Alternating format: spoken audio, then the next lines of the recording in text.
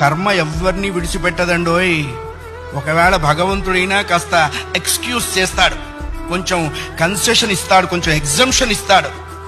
కర్మ చస్తే ఇవ్వదు. 1000 ఆవులు 1000 దూడలు ఉన్నాయి. దూడల కట్లు విప్పాం. ఏ దూడ దాని దగ్గరికి వెళ్ళి దాని తల్లి దగ్గరికి వెళ్ళి సరిగ్గా ఆగుతుంది. కర్మ కూడా అంతే. అవశ్యం అనుభోక్తవ్యం కృతం కర్మ శుభాశుభం. వండిన అన్నం తినలేకపోవచ్చు, చేసుకున్న కర్మని అనుభవించక తీరదు. చాలా మంది కొన్ని అనవసర మాటలు మాట్లాడుతుంటారు. బ్రతకదలుచుకోలేదు, చచ్చిపోదాం అనుకుంటున్నా. చావునేటువంటిది ఏదో ఏటీఎం కార్డు పెట్టంగానే డబ్బులు వచ్చినంత ఈజీ అనుకుంటాడు. నువ్వు అనుకోంగానే చచ్చిపోతే నువ్వు చేసిన కర్మ అంతా ఎవడు అనుభవిస్తాడు?